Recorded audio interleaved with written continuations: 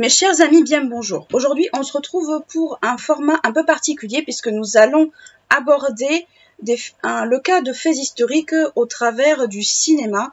Ça va un petit peu changer de ce que nous faisons d'habitude. Et pour l'occasion, j'ai choisi le film Benedetta qui est sorti en 2021. Le film Benedetta, réalisé par Paul Verhoeven, est présenté au Festival de Cannes de 2021, soit grand rendez-vous, on va dire, cinématographique. C'est un film basé sur des faits historiques, donc logiquement des faits historiques, on va dire, d'époque. Le casting est composé, entre autres, de Charlotte Rampling, de Virginie Efira, que l'on connaît et qui occupe le rôle principal, d'Hervé Pierre, mais aussi de Lambert Wilson. Ce film est inspiré de l'œuvre de Judith C. Brown, donc on suppose que les faits qui sont relatés dedans sont aussi des faits qui sont le fruit de recherches. Certes, concernant, on va dire, quelque chose de peu plus technique, notamment le visa d'exploitation, le film est normalement interdit aux moins de 12 ans. Donc je tiens quand même à mettre l'accent sur le visa d'exploitation, car ça fait partie des choses très importantes, notamment au niveau du cinéma et même, on va dire, de l'audiovisuel de façon générale. L'histoire de Benedetta se déroule au XVIIe siècle, durant les épidémies de peste en Italie. Les événements qui nous intéressent se déroulent dans, on va dire, la ville de Pescia, en Toscane, dans les années 1629-1630. Dans cet épisode, nous allons voir comment est représentée la peste dans ce film et quels sont, on va dire, les points communs qu'on peut souligner entre la période médiévale et la période moderne. Pour ceux qui ne sont pas au courant, je suis de base médiéviste, spécialisée dans la peste, notamment la peste au Moyen-Âge, fin du Moyen-Âge, et il serait peut-être intéressant de voir comment, on va dire, ces représentations, quels sont peut-être les changements, quelles sont peut-être les choses qui se sont améliorées ou pas. Cela peut être une bonne occasion, on va dire, de voir comment cela s'est goupillé. Le but de cette vidéo et de cet épisode, c'est de voir, comme je l'ai expliqué, les similitudes à la fois dans les mentalités, mais aussi dans la façon de traiter la peste d'une époque à une autre. La peste est une maladie infectieuse et contagieuse transmise à l'homme par le biais de la puce du rat. Le germe de la peste a été découvert par Alexandre Yersin en 1898 à Hong Kong, lors d'une mission française. Pour découvrir le bacille de la peste, ce dernier a recours à des expériences diverses et variées. Concernant la puce du rat, il faut attendre les recherches et les expériences de Paul-Louis Sigmont pour établir le lien entre la peste et la puce du rat. Lors d'un séjour en Bombay, pour ce dernier, en 1898, il met en avant la puce et donc le chaînon manquant par rapport en fait à comment la maladie se transmet. Durant ces expériences et les résultats de ces dernières, le scientifique constate que la maladie entraîne une nécrose des cellules autour de la plaie. La nécrose, pour ceux qui ont peut-être du mal à se représenter ce que ça peut être, ce sont, on va dire, des taches noires. La peau devient noire avec la piqûre. Donc c'est que cette coloration, en fait, se situe là où se situe la piqûre. C'est ce que je viens d'expliquer. Le bacille de la peste peut aussi pénétrer dans l'organisme par le biais des muqueuses. Donc les muqueuses, c'est-à-dire la bouche, le nez, les yeux, etc., etc. Ou par des écorchures. Donc si d'un côté nous avons contact direct par le biais de la piqûre, la façon indirecte serait plutôt, on va dire, par le biais d'un malade. Le retour de la peste en Europe date des années 1320. En effet, la peste fait des ravages en Mongolie, mais aussi elle se répand en Chine et dans tout le reste de l'Asie. La propagation se fait également par voie terrestre, mais aussi par voie maritime. Par rapport aux voies maritimes, la peste arrive notamment en Crimée par ce biais.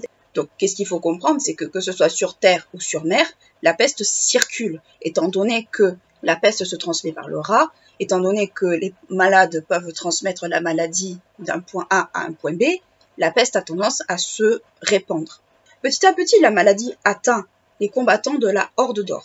Donc, ce sont des combattants qui vont avoir un rôle essentiel dans l'arrivée de la peste en Europe. Plutôt entre 1345 et 1346, les Génois, qui sont alors, on va dire, confrontés à la Horde d'Or, sont assiégés par ces derniers à Caffa. Même s'ils sont très affaiblis, ces combattants de la Horde d'Or, par la maladie, Ils réussissent malgré tout à chasser les Génois hors des murs de Kaffa. Les troupes sont donc frappées par la peste, mais ils tiennent à faire un sérieux petit cadeau à leurs adversaires. C'est-à-dire concrètement que ces derniers vont quelque part catapulter les cadavres des malades par-dessus les remparts de la ville, histoire que les Génois emportent la maladie également avec eux. Donc qu'est-ce qu'il faut comprendre, c'est que tout simplement, c'est un petit cadeau empoisonné. Disons qu'on veut que les Génois aussi profitent de la maladie. On est d'accord, c'est assez vicieux. Hein. Malgré leurs efforts, et malgré les efforts en fait pour que les Génois mettent pour ne pas être malades, ils finissent par l'attraper eux-mêmes. Quand ils arrivent dans les pays où ils doivent s'arrêter, certains membres de l'équipage sont déjà soit morts, soit mourants, car on ne connaît plus cette maladie depuis le VIe siècle en Europe. Donc concrètement, on est face à un virus, à une maladie qu'on n'a plus vue depuis des siècles et qu'on ne sait plus traiter, et qu'on a, on va dire, plus l'idée en fait de comment on peut la traiter. Arrivé en Italie, la maladie se répand en Occident, et notamment par le biais des voies maritimes, encore une fois. En Italie, ça va être les villes de Messine, de Gênes, de Florence, de Pise et de Venise qui vont être touchées dans un premier temps. Et tout cela, on le situe à peu près entre 1347 et 48, dans ces eaux-là. Au XVIIe siècle, la peste bubonique, car nous parlons bien de la peste bubonique et pas des autres cas de peste, est encore très présente en Italie.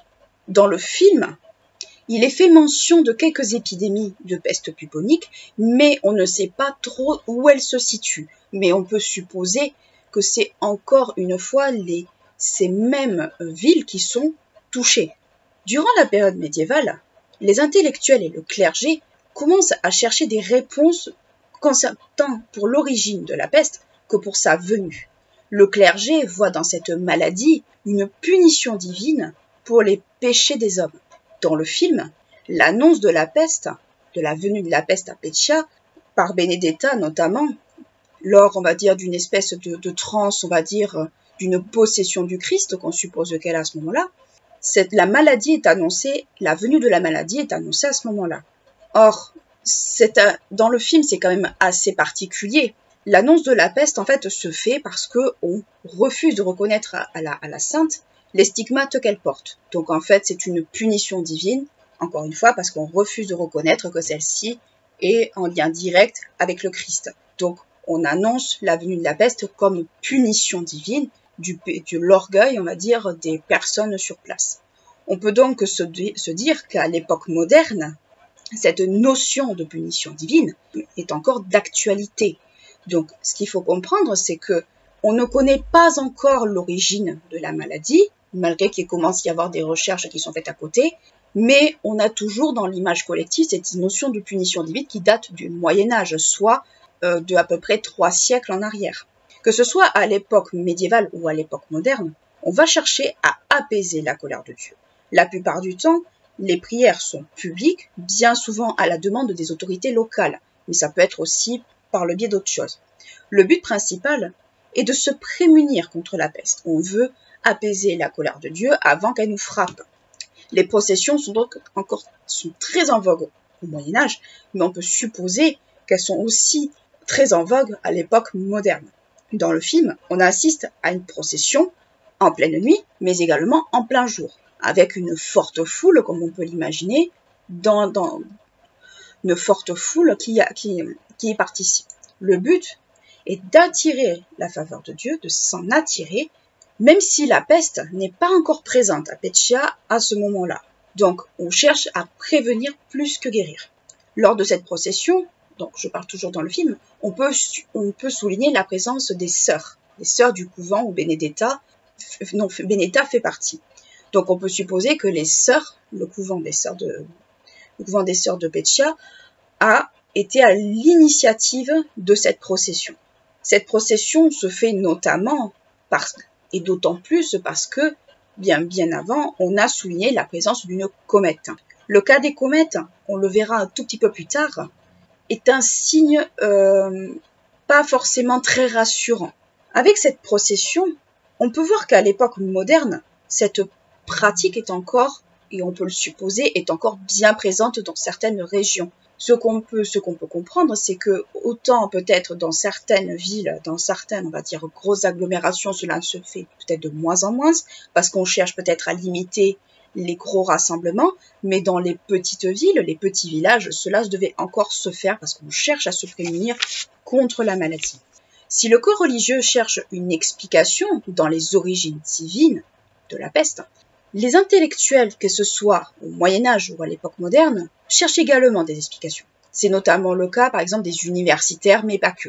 En effet, ils se basent sur des facteurs atmosphériques et astronomiques, notamment à l'époque médiévale. En effet, ces phénomènes astronomiques font également plutôt l'objet de surveillance, une surveillance quasi constante. Les passages de comètes, comme c'est le cas par exemple dans le film, et les éclipses, que ce soit solaires ou lunaires, peu importe, on met tout dans le même panier, mais également les conjonctions planétaires sont très surveillées. Les comètes sont considérées comme des mauvais présages, elles sont considérées comme des annonciateurs de la peste, de la venue de la peste quelque part. Cette notion, comme je vous l'ai expliqué, reprise dans le film, on voit l'apparition au-dessus de Pescia de ce qu'on peut voir comme étant une comète, annonciatrice de la peste. Et dans ce cas-là, tout le monde a peur, tout le monde s'affole parce que dans l'imaginaire collectif, c'est un annonciateur de la peste. À l'époque moderne, au niveau de l'explication, on va dire, des origines de la peste, Athanasius Kircher, je suis désolée si j'écorche les noms, pense, lui, au travers de ses travaux, au travers de ses recherches, que la maladie n'est pas forcément due aux mêmes facteurs qu'à l'époque médiévale, mais qu'elle est due à la présence de petits vers à l'intérieur du corps humain. C'est ce qui se rapproche du moins, de l'explication, on va dire, la plus probable de présence de bactéries.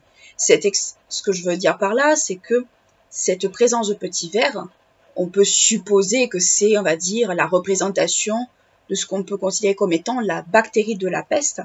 Et cette représentation, cette notion, va être reprise et poursuivie ensuite par Alexandre Yersin, des siècles plus tard, qui lui va mettre en lumière le bacille de la peste et qui va faire en sorte que de petits vers, on va dire humains, cela passe par directement le mot bacille, voire bactérie. Donc en fait, ce qu'il faut comprendre concrètement dans tout ce schmilblick, c'est qu'au XVIIe siècle, on met en évidence la présence de corps étrangers dans le corps, mais on ne sait pas l'expliquer. Donc, on va chercher à les décrire, on va chercher à les expliquer, et ces travaux qui ont été faits vont être repris bien plus tard pour qu'on puisse les affiner, les peaufiner et savoir à peu près de quoi on parlait. La peste bubonique est la forme la plus connue et la plus répandue de la maladie.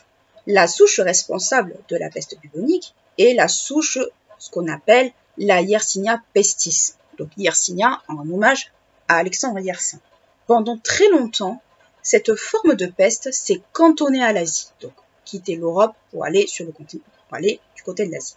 Les spécialistes pensent qu'il s'agit de la forme de peste qui est à l'origine de la peste, ça fait beaucoup de mots peste, je sais, qui est à l'origine des épidémies de 1347-1348. La peste bubonique est essentiellement transmise par le biais des puces, mais certains spécialistes incluent les punaises et les poux. Mais cette vision sera très vite mise de côté. Dans ce mode de contamination par la puce, il y a principalement l'histoire de la piqûre de puce. Donc, qu'est-ce qu'il faut comprendre? C'est que concrètement, c'est par le biais de sa piqûre que la puce, et par le biais de tout un tas, on va dire, de procédés, mais c'est par le biais de cette piqûre que la maladie se transmet. C'est la Xenorcipia chaeopis, qui est la puce, on va dire, la plus connue. Cette puce peut piquer l'homme quand elle n'a pas son hôte de base qui est le rat. La Pullux eritens, donc ça c'est la puce de l'homme, peut également transmettre la maladie. C'est la puce qui est vraisemblablement beaucoup plus à l'origine de la maladie que la puce du rat. Toutefois, on peut se demander si l'une ne se passait pas, on va dire, le bacille d'une puce à l'autre. Dans le film Benedetta, cette notion de puce est reprise. Mais je tiens à apporter une nuance parce que y a quelque chose qui me paraît très gênant et je vais vous expliquer pourquoi. Dans le film Benedetta, la sœur Benedetta, l'héroïne du film, lave les pieds en fait du nonce de Florence qui est à ce moment-là présent dans le couvent. Et elle remarque la présence d'un insecte sur sa jambe. On devine plus ou moins ce qu'il s'agit d'une puce, donc le vecteur de la maladie. Mais il peut s'agir aussi d'autre chose. Toutefois, en voyant cette scène, je me suis très lourdement interrogée sur si ce n'était pas une erreur de la part de l'auteur d'où l'œuvre a été inspirée, ou si c'est une façon pour le réalisateur d'avoir montré comment la maladie se transmettait. Ça peut être une erreur involontaire ou involontaire, car à cette époque-là, on n'avait pas encore conscience que la puce transmettait la maladie. Donc, je tenais à faire cette petite parenthèse parce que ça m'a beaucoup gênée. Et surtout, en fait, connaissant, on va dire, ayant travaillé pendant très longtemps là-dessus, je me suis demandé si c'était vraiment très judicieux de montrer ça, ou le fait même de l'évoquer, car à l'époque, il n'y avait pas forcément de lien de cause à effet entre la puce et la maladie. Donc, c'est à la fois très intelligent et à la fois très maladroit. Pour que la puce se développe, il faut des températures ni trop douces ni trop fortes, il faut juste un juste milieu, il faut qu'il y ait un certain taux d'humidité, il faut qu'il y ait des facteurs, on va dire, très propices pour que la puce puisse se développer et se reproduire autant qu'elle le peut. Le rat, quant à lui, est considéré comme l'unique responsable des différentes épidémies de peste, mais surtout épidémies de peste bubonique, parce qu'il en existe d'autres. Parmi les rats présents à cette époque, et notamment en Europe, on peut signaler le cas du rat noir et aussi du rat gris. Le rat noir, Ratus ratus, est établi en Europe depuis minimum la fin du Moyen-Âge. Donc, on va plutôt se dire que c'est lui qui est à l'origine de la peste et pas forcément le rat gris. Cette espèce de rat a un caractère plutôt sédentaire, donc il reste au même endroit, il ne se déplace pas. Il vit principalement dans des habitations, dans des habitats secs, mais aussi dans des lieux, dans des habitations comme les caves ou les greniers. C'est un petit peu son lieu de prédilection pour pouvoir, on va dire, se loger. Face à l'aspect pathogène du bacille de la peste, l'être humain n'a aucune immunité naturelle. Cela le rend encore plus vulnérable face à la maladie. La gravité de la maladie est assez variable d'un cas à l'autre. Dans des cas très rares, la maladie peut prendre un caractère assez bénin. La peste se caractérise par un certain nombre de symptômes. Le plus courant est une augmentation des ganglions qui peut durer plusieurs semaines. Les principaux symptômes, et en dehors du gonflement des ganglions, cela va de soi, sont multiples. On va retrouver une forte fièvre, l'apparition de bubons à des endroits très précis, à l'aine, au cou, mais aussi à l'aisselle. Mais aussi, on peut souligner des troubles à la fois digestifs et nerveux. Dans les premiers temps de la maladie, elle se manifeste avec une légère fièvre, des maux de tête et des douleurs. La fièvre augmente progressivement, petit à petit, pour atteindre aux alentours des 39 degrés 40, soit une fièvre très carabinée. Dans le film Benedetta, la sœur Félicita, une des sœurs du couvent, commence après à montrer quelques symptômes, notamment une forte fièvre à son retour de Florence, ce qui correspond à l'un des principaux symptômes de la maladie, mais on peut très clairement me dire que ça correspond à un bon nombre de maladies, on va dire, de maladies qui ont ces symptômes, ce qui est vrai en soi. Mais cela, on va dire, se confirme que ce est la peste à un moment précis du film. Au moment du bûcher de Benedetta, car elle a été accusée notamment de saphisme, d'hérésie et beaucoup d'autres choses, la sœur montre aux 11 de Florence, qui était alors présente à Peccia, mais aussi à la foule présente pour, on va dire, l'événement du siècle, le bûcher de Benedetta, elle montre à cette occasion la présence d'un bubon au niveau du cou. Donc ça montre très clairement que la sœur était infectée par la peste qui était déjà présente à Florence. La maladie, donc la peste, s'inocule par la piqûre de puce, comme on l'a déjà dit, que l'on va appeler, selon, on va dire, les époques et selon les expressions, charbon ou anthrax. Vous allez retrouver dans les sources, et voire même dans les écrits, les deux termes, parce que c'est plus facile, on va dire, pour peut-être visuellement aussi, pour se représenter cette fameuse piqûre de peste. Toutefois, la nécrose n'est pas toujours un signe de peste. Après cela, après l'apparition de tous ces symptômes, il vient ensuite l'apparition du bubon, de ce fameux bubon d'où vient le nom peste bubonique. Le bubon, on en voit dans les représentations, surtout au Moyen-Âge, mais même après, ça ressemble à une espèce de gros furoncle, mais un furoncle quand même qui est extrêmement particulier. L'apparition du bubon peut rester, on va dire, présente jusqu'à la suppuration de ce dernier, c'est-à-dire l'éclatement du bubon. Je sais, c'est pas très ragoûtant ce que je suis en train de vous raconter, mais c'est pour vous montrer que, oui, effectivement, les bubons pouvaient parfois éclater naturellement, soit on pouvait les aider. Comment on pouvait les aider à éclater? Très simple, vous alliez voir votre barbier ou votre chirurgien, et à l'époque, le barbier et le chirurgien ne faisaient qu'un, et bien, c'était eux qui étaient en charge, on va dire, aider les bubons à s'éclater d'eux-mêmes. Mais encore une fois, les bubons sont des réservoirs, on va dire, à bactéries. En plus de tous ces symptômes, parce que la peste a des symptômes multiples et variés, et au fil des siècles, on va à la fois enlever et rajouter des symptômes qui étaient soit présents, soit qui n'étaient pas dus à autre chose. À cela, il faut rajouter des troubles nerveux et psychiques, c'est-à-dire des troubles de la vigilance, des vertiges, des hallucinations, parfois des délires ou des formes de somnolence. Donc ça, ce sont des symptômes qu'on a retrouvés, qu'on a attestés au fil des siècles et même encore de nos jours. Les troubles digestifs, eux, vont se caractériser plus par des diarrhées ou par des vomissements. Dans le film, toujours cette fameuse sœur Félicita va montrer des signes de vomissement. Donc concrètement, on peut supposer que c'est la peste, mais on pouvait supposer aussi que c'était autre chose. Le truc, c'est qu'on ne voit pas très bien dans le film s'il s'agit d'un trouble digestif ou si c'est autre chose. Parce qu'on ne sait pas si c'était du sang ou si c'était autre chose. Cette illustration d'ailleurs d'un des symptômes, on va dire, les moins connus, les moins mis en avant, parce qu'on a toujours le principal symptôme de la peste, c'est la fièvre, mais le bubon, c'est surtout cette espèce de gros truc que l'on voit. Donc on peut quand même supposer que quand l'œuvre d'où est tiré le film a été quand même bien, on va dire, documentée, l'auteur a eu une bonne connaissance en fait des différents symptômes et des différentes formes qu'on a pu trouver. Tous ces symptômes plongent le malade dans le coma. Il peut arriver qu'à certains stades de la maladie, le malade peut tomber dans le coma, peut carrément s'évanouir. Et malheureusement, cet état se solde bien souvent par la mort du malade. La mort survient au bout de 24 à 36 heures dans les cas, on va dire, les plus graves, les plus atteints de la maladie.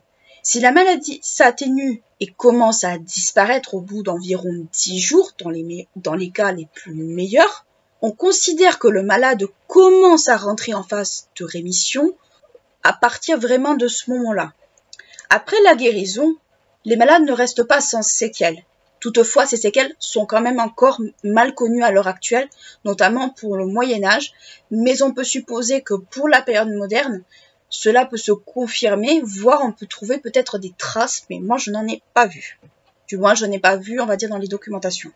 On suppose que cela est dû, principalement ces séquelles, et cela je vous le dis, cela peut être dû notamment au fait qu'il peut y rester quelques troubles nerveux chez les malades, voire peut-être la trace de cicatrices au niveau du bubon quand il a été cautérisé. Parce que je vous rappelle qu'à l'époque, il n'y avait pas toutes les techniques de cautérisation, de soins, de ce genre de choses. On cautérisait au feu, enfin au fer. Donc on peut supposer qu'il pouvait y avoir des traces de brûlures, de plaies, on va dire, qu'on a passées au feu. Par ailleurs, les malades acquièrent une forme d'immunité à la maladie. Cette immunité va venir petit à petit, elle ne va pas se faire du jour au lendemain. Je rappelle que ce soit au Moyen-Âge ou à l'époque moderne, il n'y a pas de vaccin. C'est un petit peu comme on dit à l'ancienne, c'est-à-dire que si on chope la maladie, on est immunisé à vie, ou sinon si on la chope plusieurs fois, on commence à développer une immunité. Toutefois, il faut rappeler que ces époques-là sont quand même assez particulières. Même s'il y a cette forme d'immunité qui commence petit à petit à se faire ressentir au niveau des générations et tout ça, il faut quand même pas oublier que le taux de mortalité en temps d'épisode de peste reste très élevé, car la maladie touche tout le monde, sans distinction de genre, de statut social ou quoi que ce soit. Ce n'est pas toujours les plus pauvres qui peuvent choper la peste. Quand on regarde un petit peu les sources, que ce soit Moyen-Âge ou ailleurs, tout le monde peut attraper la peste. Ça peut être les nobles, ça peut être les paysans, ça peut être n'importe qui peut choper la peste. Donc, il faut bien avoir en tête que c'est ce genre de maladie, et comme beaucoup de ces maladies, on va dire, qui font des épisodes un peu de pandémie, ces épidémies un peu à grande échelle, il n'y a pas de distinction, ça ne touche pas une catégorie de personnes, ça touche tout le monde. En période de peste, que ce soit au Moyen-Âge ou à l'époque moderne, le taux de mortalité reste très élevé. Cela entraîne des bouleversements au sein de la population. L'une des conséquences que l'on peut souligner est un impact sur certaines catégories socio-professionnelles. J'ai pris l'exemple des catégories socio-professionnelles, mais il va de soi qu'il n'y a pas que ça. Il y a l'aspect démographique, il y a tout ce genre d'aspect, mais ce n'est pas le sujet. Au Moyen-Âge, par exemple, du côté de l'administration des villes, on peut souligner que de nombreux conseillers des villes sont touchés par la peste. Dans le film Benedetta, la ville est dirigée par un prévôt, mais aussi elle est épaulée par le couvent des sœurs de Benedetta. Donc, on peut supposer en voyant cet exemple-là, que l'administration laïque et religieuse pouvait être de concert pour faire face à ce genre de crise. Et cela va se confirmer tant au Moyen-Âge, mais aussi à l'époque moderne. Les ordres religieux connaissent, dans les cas, on va dire, d'épidémies de peste sévères, des pertes, en fait, assez sévères quand même. Toutefois, dans les villes, on constate un manque de prêtres, mais aussi de notaires. Parce que oui, les notaires aussi sont les catégories socio-professionnelles qui peuvent être touchées. Les prêtres également, parce qu'ils sont exposés à la maladie, parce qu'ils administrent les derniers sacrements, ils recueillent les dernières volontés, les confessions. Ils sont au plus près des malades. Il en va de soi pour les médecins, pour tout, on va dire, ces catégories socio-professionnelles qui sont amenées à agir et qui sont, on va dire, présentes dans ces moments, on va dire, critiques. Dans le film Benedetta, on voit un prêtre qui demande, on va dire, les derniers sacrements au nonce plutôt de Florence, qui est alors en déplacement, mais ces sacrements lui sont refusés. Cela montre que ces derniers, comme je vous l'expliquais, sont impactés par la maladie, et aussi que pour ne pas attraper cette maladie, on a probablement refusé aussi d'administrer les derniers sacrements, alors soit par peur, soit par autre chose, mais je n'exclus pas aussi la possibilité que cela pouvait se faire, comme cela pouvait ne pas se faire, mais il a quand même été montré que dans certains cas, on enterrait les morts sans sacrement parce qu'il fallait concrètement fallait agir vite. En plus de ça, en plus de toutes ces catégories socio-professionnelles, il faut ajouter les fossoyeurs que l'on peut voir encore une fois dans le film, et cette fois-ci non pas à Pescia mais à Florence. Ces derniers ramassaient les cadavres dans les rues, au bas des portes, parce que ces cadavres, bien sûr, on les mettait, dès que quelqu'un était mort, on les mettait en dehors, on va dire, des habitations, sur les bas de porte pour qu'on vienne les chercher. Donc cela montre également que dans ces cas-là, ces catégories socio-professionnelles, on en avait besoin. Et les fossoyeurs n'étaient pas toujours des fossoyeurs professionnels. C'était des gens, on va dire, qu'on recrutait parfois pour faire cette besogne, parce qu'on ne trouvait plus personne. Et surtout, moyennant très certainement un salaire très avantageux, on essayait plus ou moins d'inciter les gens à le faire.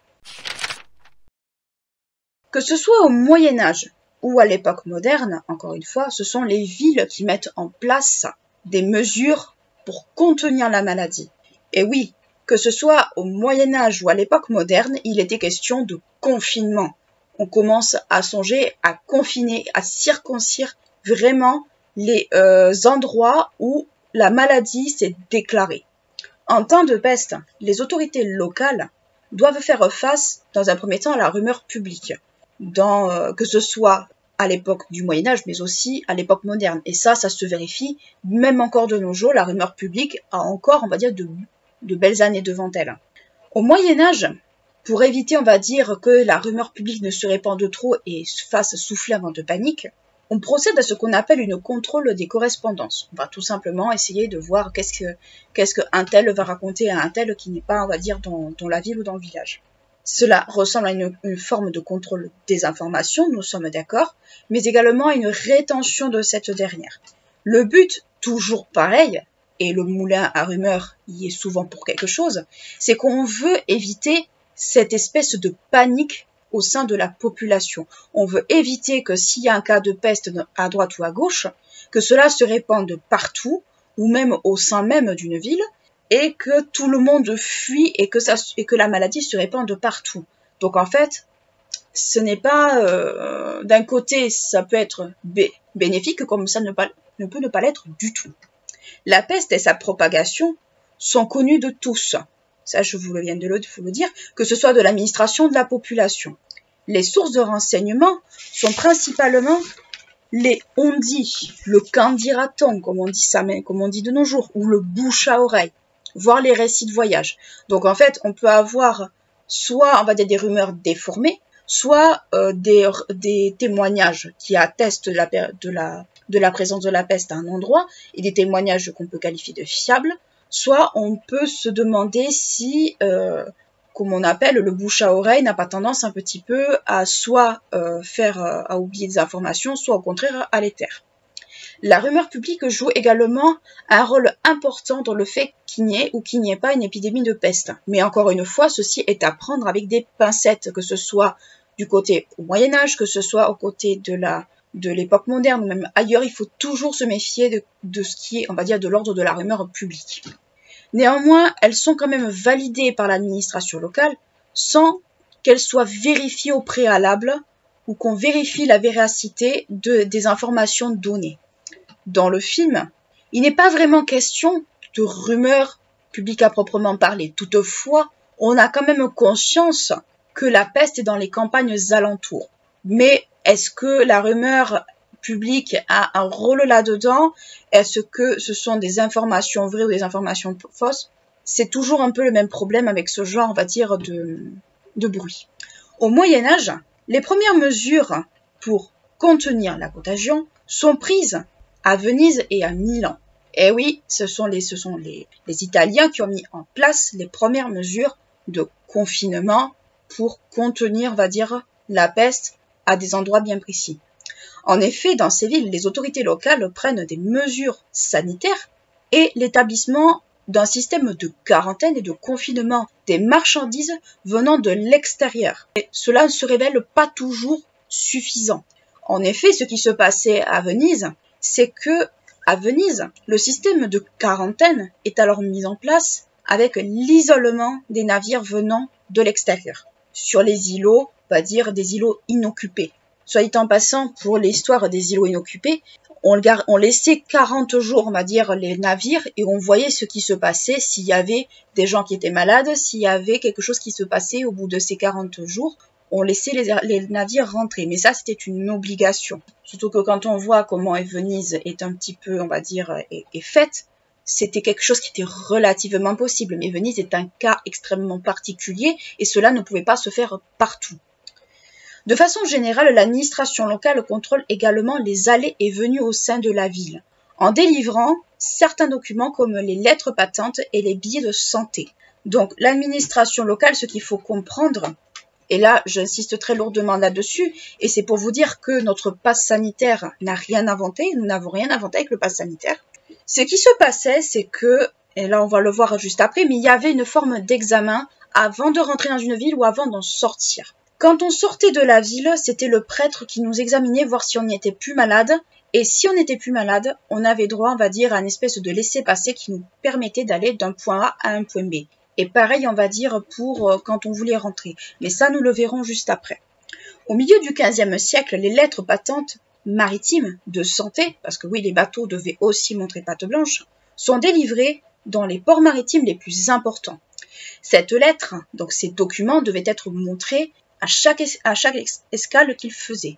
Mais toutefois, malgré, on va dire, cette espèce de billet d'entrée, cela ne garantissait pas que le passage pour autant et là où ils pouvaient aller, on pouvait les refuser. Soit parce que d'un point A à un point B, on pouvait attraper la maladie d'une façon ou d'une autre, soit il y avait peut-être des suspicions également.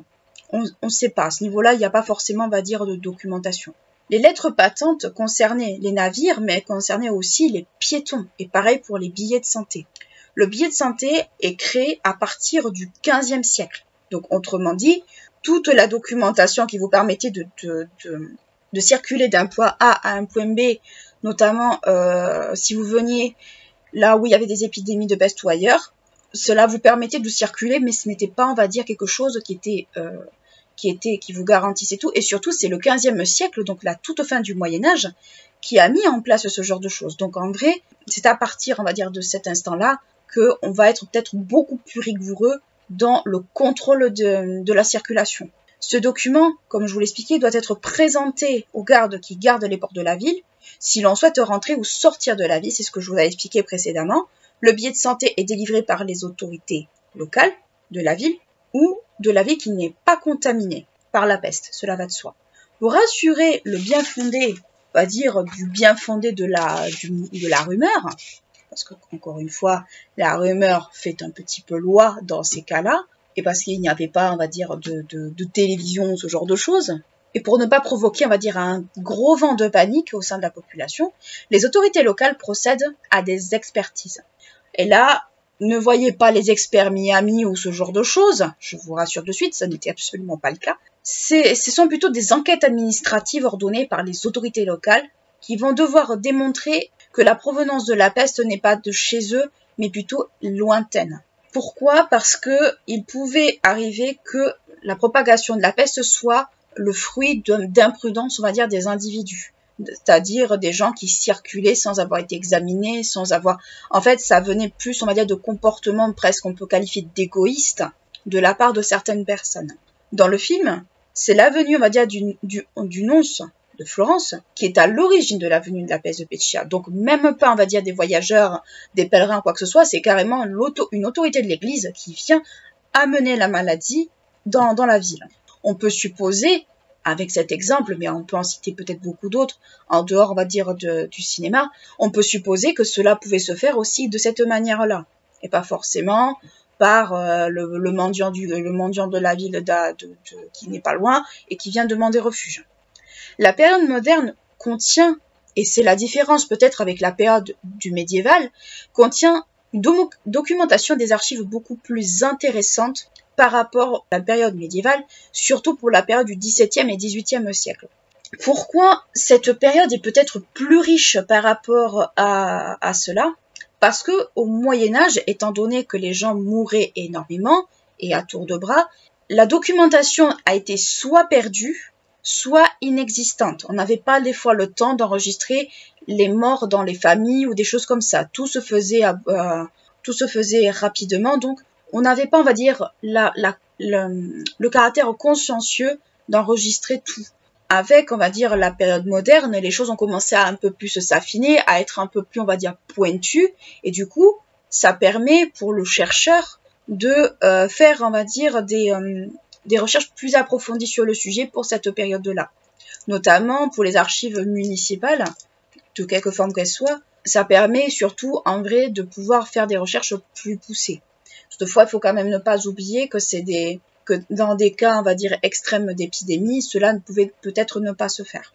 Pour entrer dans les villes, ou même pour les habitants, un diagnostic clair de la maladie devait être posé.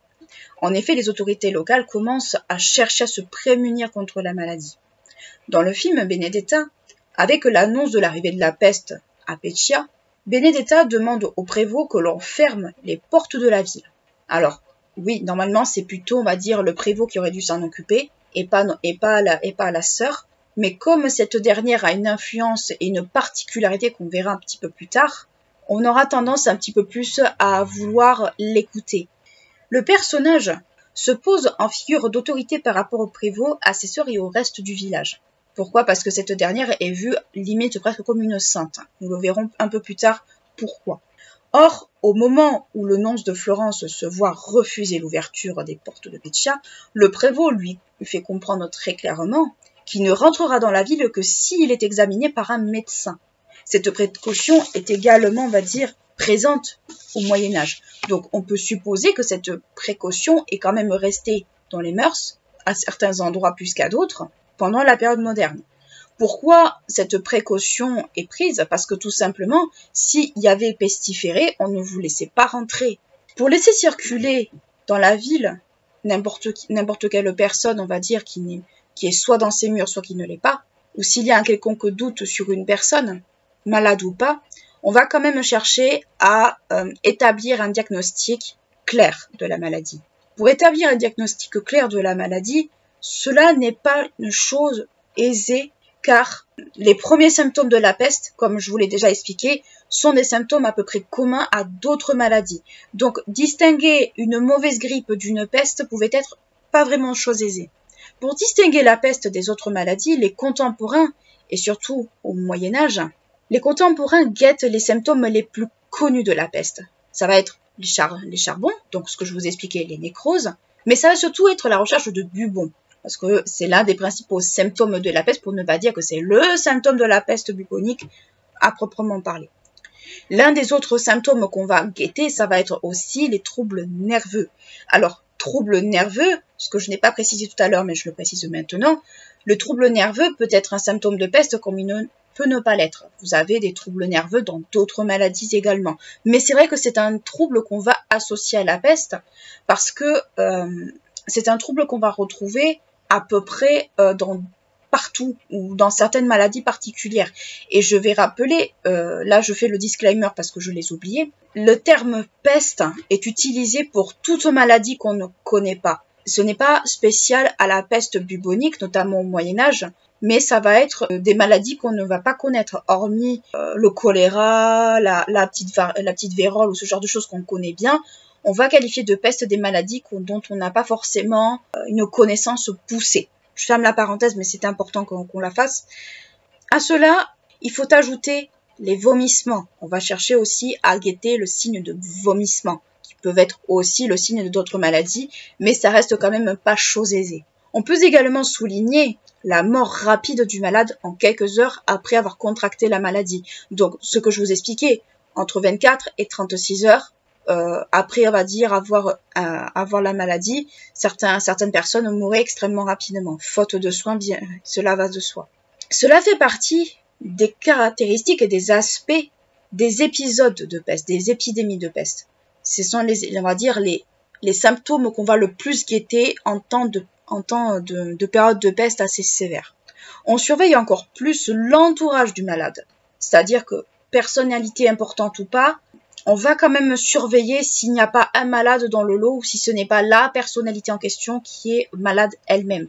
Comme je vous l'ai montré, je vous l'ai expliqué un peu plus avant, le nonce de Florence, quand il arrive à Pescia, se voit refuser l'accès de la porte des portes de la ville, parce que d'une part, on ne sait pas s'il est pestiféré ou pas, on ne sait pas si quelqu'un de sa suite l'est ou pas. Donc, c'est quelque chose qu'on va extrêmement surveiller, qu'on va éplucher au peigne fin, on va dire presque pas épier, mais on va essayer de surveiller autant que possible l'apparition de premiers symptômes. Concernant l'évolution de la maladie, il y a une chose qui est particulièrement surveillée, c'est la transformation de bubons en abcès. Pas très ragoûtant, je vous l'accorde. Cela est le signe pour beaucoup de guérison, comme quoi on commence à guérir de la maladie. Le diagnostic général, de façon générale surtout, est posé par les prêtres et par les intellectuels, voire par les médecins. Intellectuel, il faut aussi comprendre médecin parce que jusqu'à une période très récente sans être récente, je m'explique, au Moyen-Âge, les médecins n'étaient pas vraiment des médecins comme on l'entend de nos jours, c'était plus des intellectuels.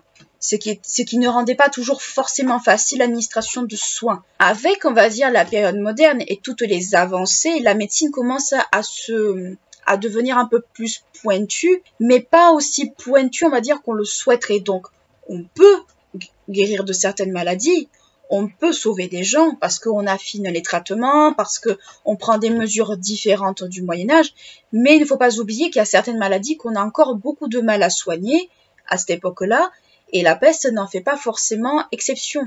les règles de confinement vont s'affiner au fur et à mesure de l'époque moderne, vont finir, on va dire, par être un peu plus pointues, mais ça reste une maladie qui est surprenante autant par son caractère violent que par son caractère un peu épisodique. Pendant l'examen, et ça c'est plutôt valable pour la période médiévale parce que je n'ai pas réussi à trouver le procédé pour la période moderne, et c'est ce qui m'a profondément, on va dire, un peu embêté. Ça va être plus par le contrôle de la couleur du sang qu'on va regarder par le biais d'une saignée. On va essayer en fait de savoir si vous êtes pestiféré par la couleur de votre sang, si vous êtes plus foncé, moins foncé. En fait, c'est tout un procédé qu'on pourrait qualifier de pas logique, mais qui pour l'époque l'est. Donc c'est un procédé qui est quand même assez hasardeux et aventureux, notamment pour le Moyen-Âge. Quand le diagnostic est établi, parce que bien évidemment, selon, on va dire, ce fameux, on va dire, rituel, on va dire établir un diagnostic, les autorités locales doivent prendre des règlements de peste.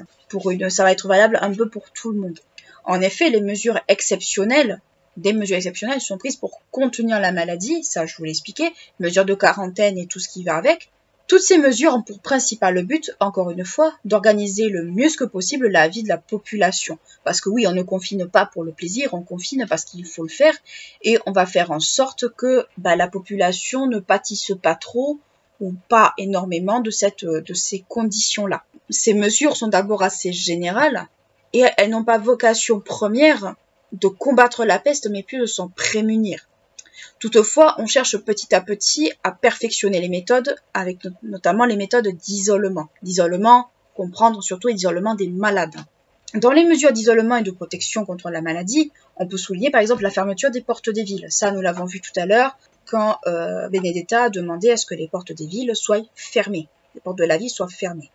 La plupart des personnes ne peuvent ni rentrer ni sortir, sauf, on va dire, avec, comme je vous l'ai expliqué, le cas du billet de santé. Dans le film Benedetta, la fermeture de la porte a entraîné, on va dire, la mise en place de systèmes ingénieux pour ravitailler la ville. Notamment, on peut voir à un moment donné que la ville est ravitaillée par un système de poulies et de seaux où on mettait tous les ravitaillements et qui permettait à la ville à peu près de subvenir à ses besoins. On peut supposer que ce genre de façon de faire s'est retrouvé un peu partout et a permis à certaines villes de ne pas, on va dire, manquer trop, on va dire, de denrées alimentaires ou de choses comme ça. Donc, c'est peut-être je ne mets que des hypothèses, mais c'est probablement un système qui a dû se retrouver dans l'histoire, que ce soit au Moyen-Âge ou à l'époque moderne ou après, et qui fait que, jusqu'à peut-être à ce qu'on arrive à peu près à endiguer la maladie de façon peut-être plus correcte, que ça se fasse encore. Concernant la salubrité des rues, on essaie d'évacuer le plus rapidement possible les cadavres des malades qui s'entassent dans les rues. En effet, parce que ça pose des problèmes d'ordre sanitaire, mais aussi ça favorise, on va dire, la propagation de la peste encore plus. En effet, beaucoup de cadavres de malades sont devant le bas des maisons, c'est ce que je vous ai expliqué. Et pour cela, et pour que les fossoyeurs fassent leur travail, il faut bien les évacuer quelque part. Les fossoyeurs enterrent les cadavres dans des fosses communes. En effet, on l'a vu pour le Moyen-Âge, et ça se doute même jusqu'à, on va dire, les périodes époque moderne, fin époque moderne. Dans ces moments-là, les cimetières se remplissent rapidement. Au Moyen-Âge, on a vu des cas où dans une tombe, on enterrait 2 ou 3 personnes, ce qui n'est pas forcément possible dans des cimetières classiques. Donc la décision est prise de faire des fosses communes. Et probablement que dans certains endroits, on n'a même pas eu l'idée d'aller au cimetière, c'était directement la fosse commune. C'est pour ça qu'encore de nos jours, vous retrouvez des charniers de peste un petit peu partout. Pourquoi? Parce que l'urgence voulait que on enterre les cadavres le plus rapidement possible, et surtout, on essayait de faire en sorte que la contagion se fasse de moins en moins. Et bien souvent, comme je l'ai expliqué, ces personnes qui sont mortes, n'ont pas reçu les sacrements. Pourquoi? Parce que soit le prêtre était mort de la peste, ce qui arrivait, soit parce que il n'y avait pas eu une personne pour prendre le poste vacant, parce que c'était une des conséquences aussi. Donc en fait, les périodes de peste entraînent des bouleversements sociaux qui sont pas toujours faciles à combler.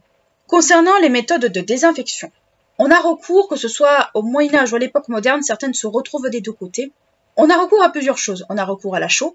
Déjà au Moyen-Âge, ça se faisait beaucoup.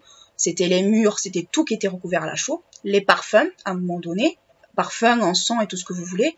Et surtout, à l'époque moderne, les parfums se retrouvaient beaucoup.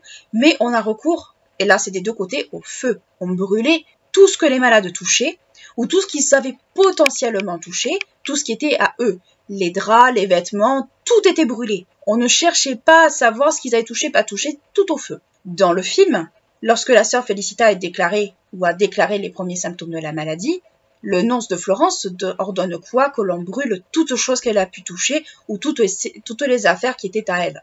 Donc en fait, le feu était la solution la plus facile, la plus, on va dire, la plus draconienne, mais c'est une façon de se prémunir contre la maladie.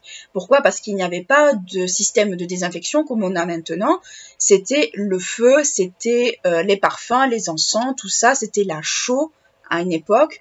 Donc c'était tout, on va dire, tous ces matériaux, soit corrosifs, soit les flammes, qui pouvaient garantir qu'il y ait une certaine qu'on empêche la maladie de se propager. Parce que je rappelle encore une fois qu'à ces époques, on ne savait pas véritablement comment la maladie se propageait. La puce du rat n'était pas connue. Donc on supposait que c'était les miasmes qui donnaient la maladie. On a supposé après, avec des recherches, que c'était des petits vers internes qui pouvaient la donner. Bref, il y avait tout un tas de suppositions, mais pas forcément de preuves concrètes. Donc on se basait encore sur des notions, et là ce n'est que mon point de vue, qui dataient encore des premières épidémies de peste et que on n'arrive pas à démontrer pour l'instant. Comme expliqué précédemment, la vision de la peste est vue comme une punition divine envoyée aux hommes par Dieu par rapport aux péchés et aux mauvaises conduites que ces derniers ont eues. Pour se prémunir contre la peste, on a recours à plusieurs cultes, que ce soit au Moyen-Âge, mais aussi à l'époque moderne. On a recours dans un premier temps, notamment au Moyen-Âge, culte marial, donc au culte de Marie, de la Vierge. À ce moment-là, la procession est la seule mesure prise par les communautés de ce culte.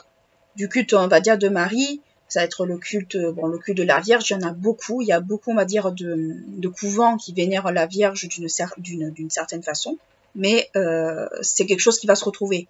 Dans le film, le couvent où Benedetta est justement est religieuse, son couvent appartient à une communauté du culte marial. Donc ce n'est pas un hasard si ces dernières sont aussi, ses sœurs, sont au centre, on va dire, des processions religieuses dans Apeccia. De plus, les processions, la plupart du temps, ont lieu en plein jour. Dans le film, on peut voir qu'elles ont lieu soit la nuit, soit en plein jour. On peut supposer que ça pouvait se faire, mais globalement, dans les recherches que j'ai pu faire, moi, c'était plus souvent en plein jour qu'on les faisait. Ou si c'était pas précisé, on pouvait tout aussi bien se douter que c'était en plein jour. Cela montre que le culte marial, donc le culte de la Vierge Marie, est encore d'actualité à l'époque moderne et pas seulement au Moyen-Âge. Donc, on peut supposer, on peut émettre des hypothèses, on en met beaucoup dans cet épisode, que la Vierge Marie est considérée encore comme un intercesseur auprès de Dieu. Ça, on le verra après. Par rapport aux saints protecteurs, parce qu'il y avait des saints protecteurs contre la peste, les saints protecteurs ont également une grande importance en période de peste. Ce sont le plus souvent Saint Roch ou Saint Sébastien. Saint Sébastien dans une moindre mesure, mais il en a eu fait partie, en plus du culte de Marie, bien évidemment. On prie principalement les reliques de ces saints. En effet, Saint Sébastien et Saint Roch sont considérés comme des intermédiaires de qualité entre Dieu et les hommes pour obtenir sa protection contre la maladie. Et ce sera plus le cas de Saint Roch plus que de Saint Sébastien, mais c'est les deux qu'on retrouve le plus. Et la Vierge à côté également. Au Moyen-Âge, on assiste à une spécialisation de certains saints, c'est ce que je vous ai expliqué, par rapport à la peste. Donc Saint Roch, Saint Sébastien et la Vierge dans une moindre mesure. J'assiste très lourdement là-dessus parce que on se rend pas toujours compte en fait que pour certains cultes, il y avait plusieurs fonctions, il y avait plusieurs règles. Cela se développe en effet de plus en plus car on pense que ils ont le pouvoir d'intercéder auprès de Dieu, que Saint Sébastien, Saint Roch, la Vierge. Voilà, je vais vous saouler avec ça, mais c'est comme ça que ça se passe. Certains de ces saints protecteurs sont connus localement, d'autres sont connus, on va dire, dans toute la chrétienté. Le culte marial, le culte Saint Sébastien et de Saint Roch sont les cultes les plus évoqués, c'est ce que je vous disais. Le culte de la Vierge est celui auquel on a recours en premier, parce que c'est la mère du Christ, parce que c'est celle, on va dire, qui est la plus à même d'être écoutée de Dieu. Dans le film Benedetta, la population de Pescia reconnaît en Benedetta une sainte, car elle porte les stigmates du Christ, et c'est justement cette non-reconnaissance des stigmates du Christ qui a fait que cette dernière est rentrée en transe, comme je vous l'ai expliqué dans les parties précédentes, et qui fait que la peste est annoncée. Donc c'est pour ça que il y a en fait ce côté un peu prophétique qui s'est un peu fait. Cette reconnaissance de sainte lui vaut d'être considérée comme une intercesseuse auprès de Dieu. On lui offre alors des offrandes car on veut s'attirer ses faveurs et les faveurs de Dieu. Benedetta est alors considérée comme un intercesseur auprès de la Vierge, parce qu'il ne faut pas oublier qu'elle est dans un couvent où le culte marial est pratiqué, mais aussi auprès de Dieu. On la voit comme une sainte à cause des stigmates et à cause, on va dire, de ce côté prophète qu'elle a. On peut donc supposer qu'à l'époque moderne, cette notion est toujours valable. Concernant les saints propres à la peste jusqu'au XVe siècle, le culte de Saint Sébastien et de la Vierge sont les plus pratiqués en période de peste. Donc, Saint-Roch est venu se rajouter bien plus tard, mais ça fait partie de ces saints que l'on considère comme intercesseurs auprès de Dieu. Saint Sébastien devient le saint protecteur contre les épidémies, notamment des épidémies de peste.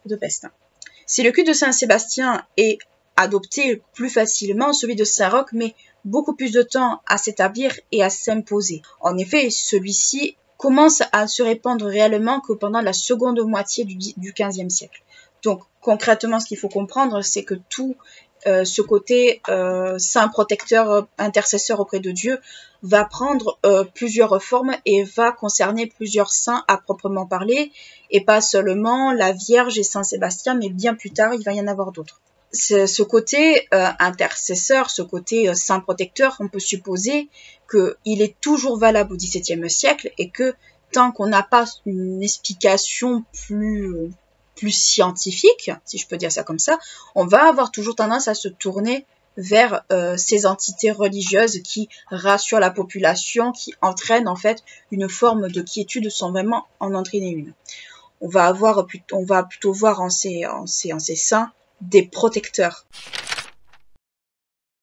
Même s'il y a peu de changements dans la manière d'appréhender la peste bubonique entre la fin du Moyen-Âge et l'époque moderne, on peut assister malgré tout à un renforcement des mesures de quarantaine lorsque la peste est présente au sein d'une ville. Les méthodes de quarantaine mises en place à Venise au moment où la peste bubonique est revenue en Europe se répandent petit à petit et tendent un peu à se généraliser dans les villes italiennes, mais aussi dans d'autres pays.